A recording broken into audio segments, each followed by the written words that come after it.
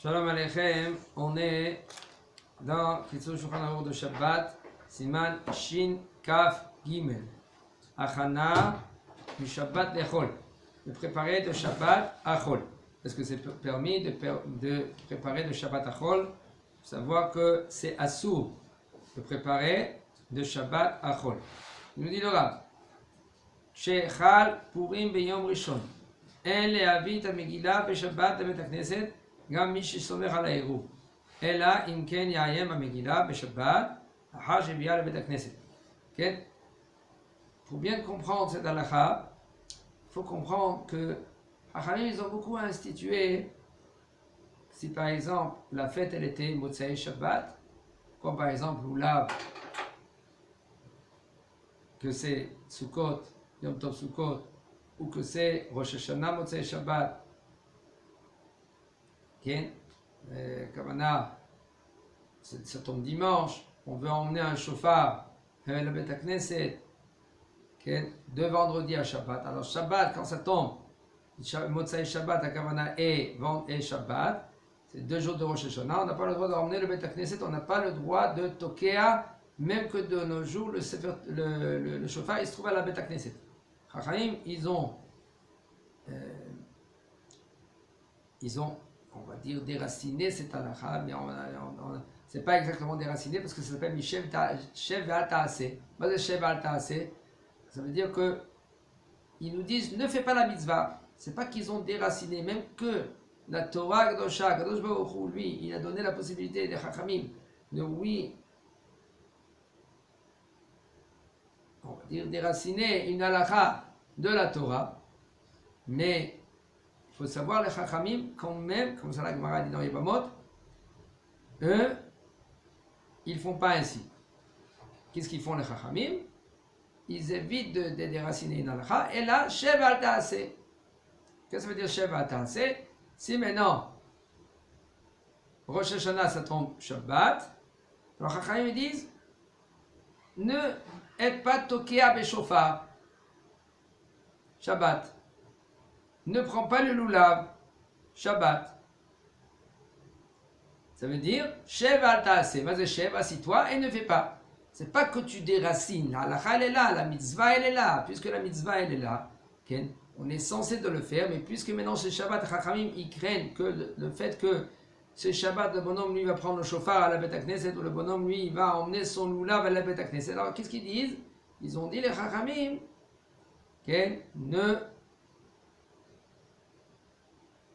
ne fais pas la mitzvah.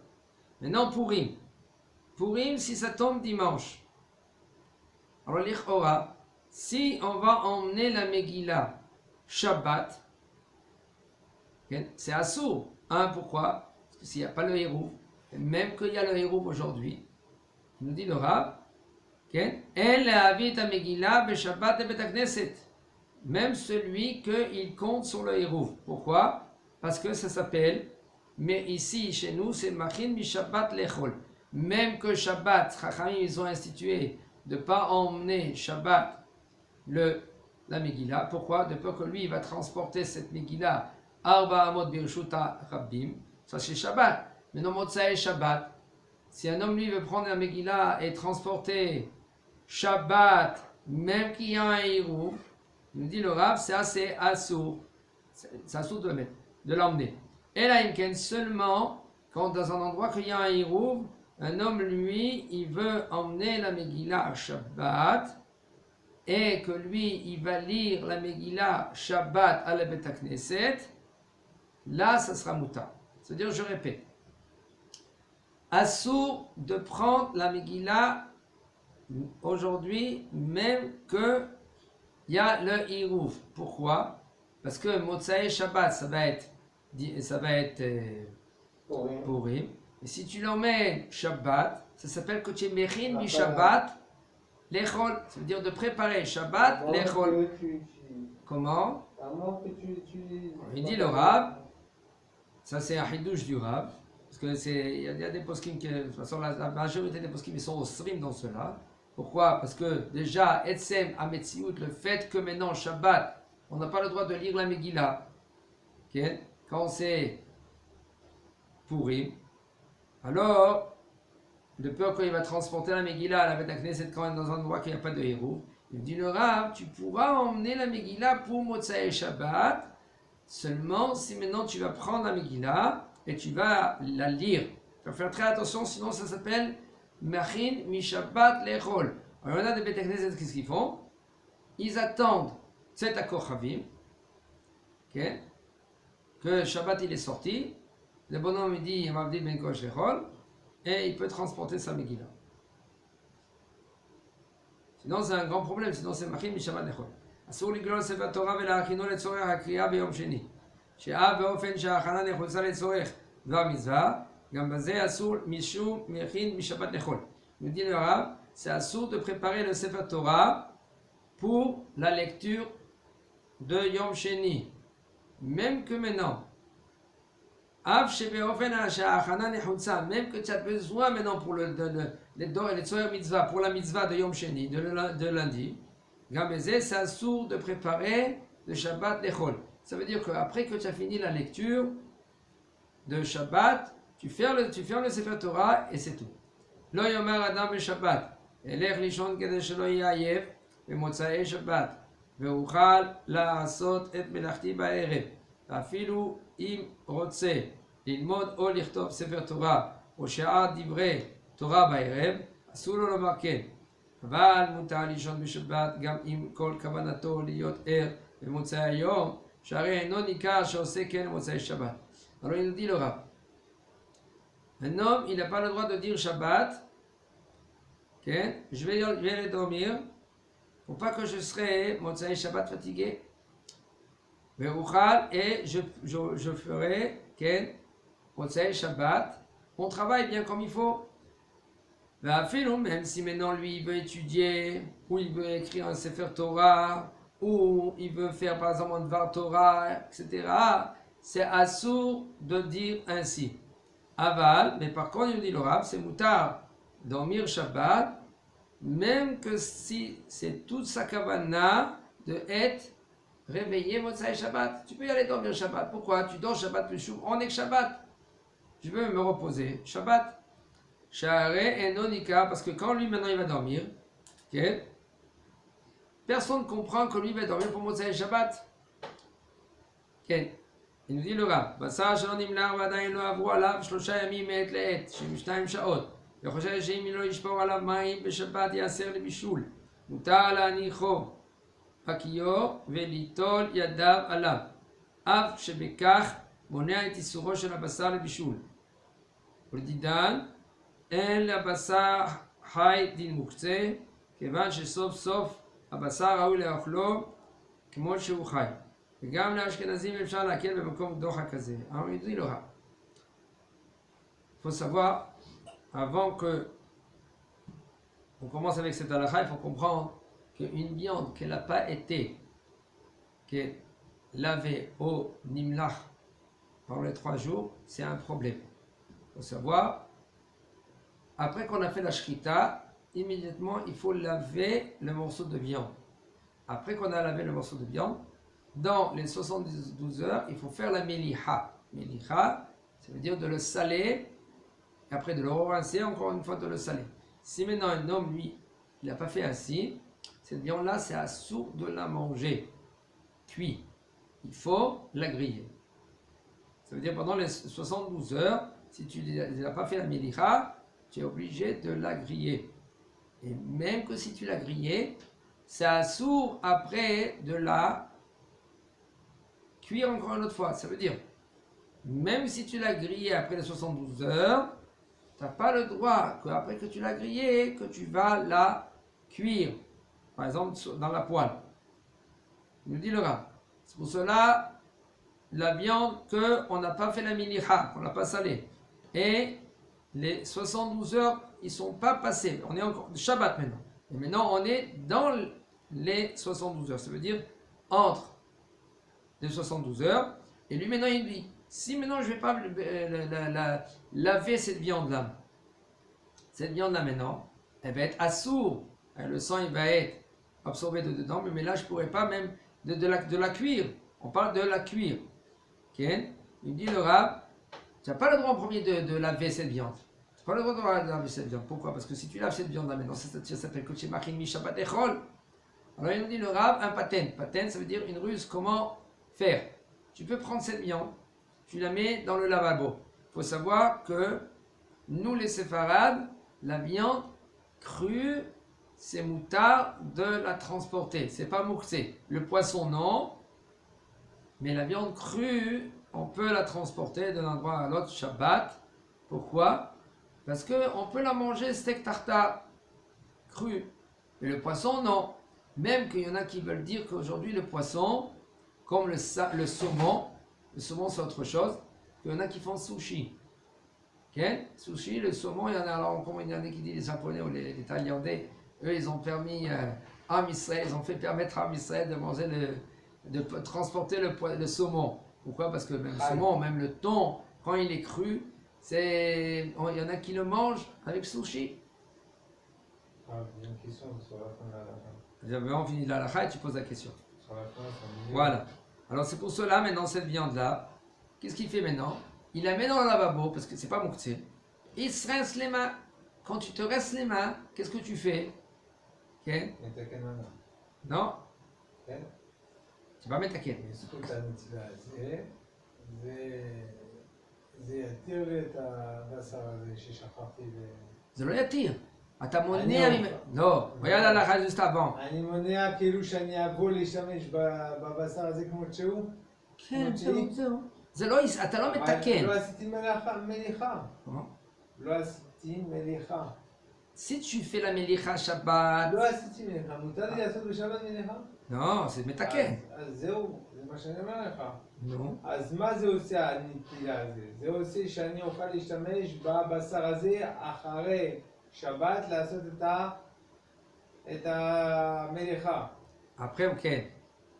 Qu'est-ce qui se passe maintenant? למה כשאני אטול עליה את הידיים שלי, זה יעשה משהו שאני לא אשכח למלוח אותה לפני השימוש? Non, regarde, je répète. מה זה אומר אף שבכך מונע את איסורו של בשר לבישול? כאילו, אם הוא לא היה נותן ידיו עליה, אז הוא היה בא ומבשל אותה כמו שהיא? Non. אז מה זה אומר? Je répète la halakha. La viande, il faut la rincer avant de faire la melicha. Ok. Si tu ne l'as pas rincé, quand il y a en premier, avant de faire la melicha, qu'est-ce qui se passe? Le sang, il rentre dedans, tu ne pourras pas après de le ressortir. Alors, il faut bien le rincer. Et après, comme ça, le sang, les vertères, non, les tuyaux qu'il y a dans la viande, ils s'ouvrent un peu. Comme ça, après, quand tu fais la melicha, le sang, il sort.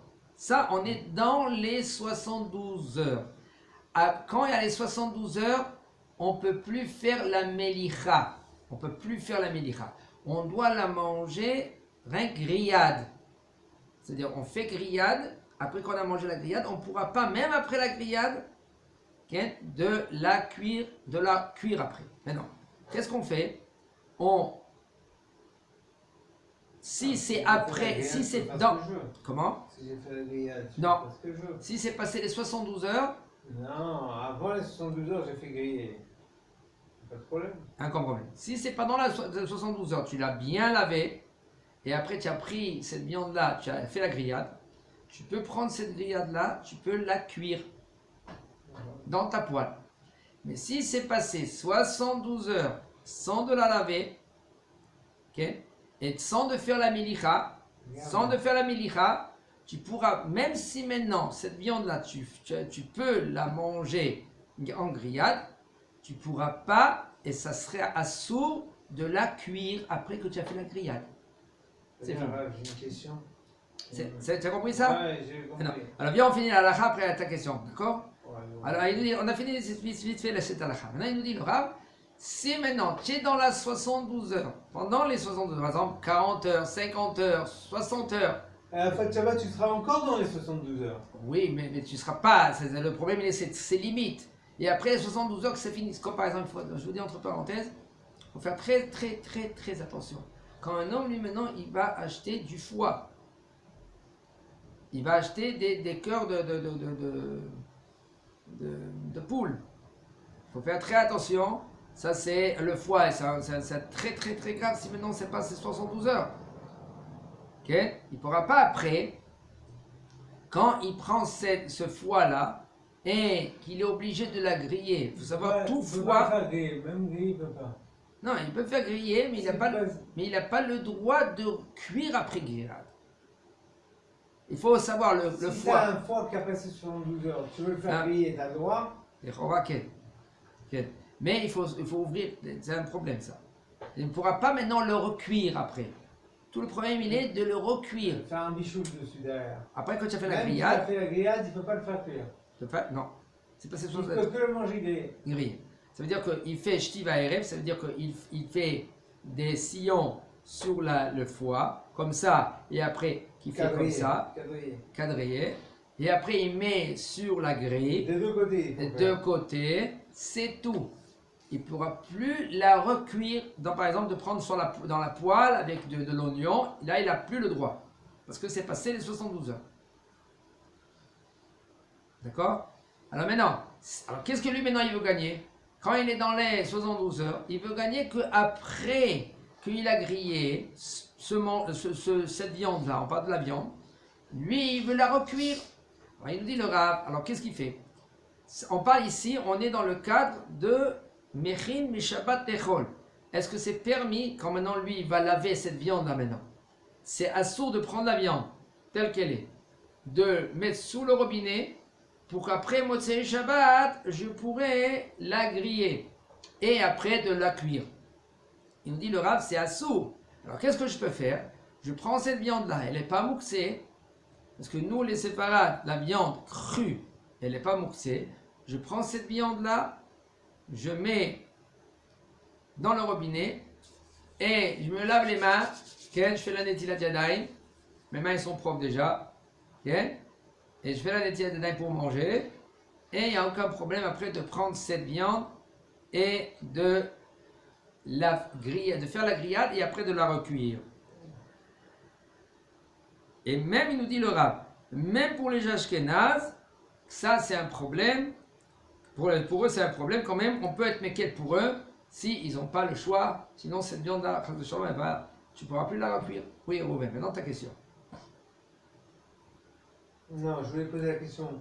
Est-ce que quand on achète au Sherad ou au Rami Levi des entrecôtes, vous avez sous vide comme ça, ils les mettent dans le frigo, ils font la menicha ou ils ne font pas? Ils font obliger la menicha. Non, parce que normalement, c'est une zone où il y a les tzliya. Là, il doit aussi mettre. Non. Aujourd'hui, de nos jours, ils font la menicha seulement s'il y a des endroits qu'ils vendent dans l'Itlis. L'Itlis, c'est le boucher. Alors, en Israël, c'est presque pas fréquent que le boucher lui fait pas la menicha. En Israël, presque tous les bouchers, seulement si maintenant lui, il fait la shrita, lui-même il fait la shrita. Mais en général, les mashretot, ils sont pas sur place. C'est là qu'ils font la shrita. Ils sont pas sur place. Ou ils sont en Chutz Laaretz, ou ils sont dans des endroits, des abattoirs et tout cela. Et ils sont censés de faire la melicha. Mais c'est bien de poser la question quand c'est de la viande crue comme ça. Il faut savoir aussi de vérifier bien la cacheroute, que derrière celui qui vend, c'est un homme qui est Yirat Shamayim, c'est Hot Pam. Je vous dis, c'est pas parce qu'il a une barbe, ça veut dire qu'il a une Yirat Shamayim, c'est pas parce qu'il a une kippa qu'il a une Yirat Shamayim. Aujourd'hui, on a trouvé beaucoup de problèmes. Il faut savoir qui c'est le mashgiach, il faut savoir comment il emmène sa viande, d'où il emmène sa viande. Il y a eu des gros comment elle est transportée? Comment elle était transportée? Gros problème. Un bonhomme, je ne vais pas dire maintenant quelle ville, on est même en Israël, qu'ils l'ont attrapé avec de la viande de Gaza pendant les fêtes. C'est un grand problème. C'est pour ça qu'il faut faire très attention à cela. Il faut y aller dans un endroit où il y a même 2 cacherouillottes, par un cacheroute, et de prendre pour la viande. Il y a toujours 2 cas dans un badatz. S'il y a un badatz, mais dans les badatz, il faut savoir que c'est quelqu'un qui est gouf kashrut. Gouf kashrut, ça veut dire celui-là qui fait la kashrut, c'est pas celui qui le vend. c'est quelqu'un à côté. C'est-à-dire qu'il y a celui-là il y a un vendeur et il y a aussi un mashgiach. Pourquoi? Parce que le mashgiach, lui, si c'est une bonne cachoute, qu'est-ce qu'il fait? Il regarde le frigo. Il se tient debout le matin à 4 ou 5 heures du matin quand le camion il vient. Il regarde tous les certificats, d'où cette viande est arrivée, etc. On a entendu, ça fait pas longtemps, on a entendu des cas chez Mishmor. C'est pour cela, Chacham Enav Be'osho, un homme qui dit Chacham, qui vérifie tout cela avant, et c'est pas qu'il se contente que. Il y en a des gens, c'est bon, et tu crois pas sur moi? Vas-y, tu crois pas sur moi. Il faut faire confiance. Il n'y a pas confiance. Il y a eu beaucoup de dégâts en Eretz Israël, en Chutz La'aretz et tout cela. Hashem Yazor, Bezrat Hashem Advar Kucho, Chazak Baruch.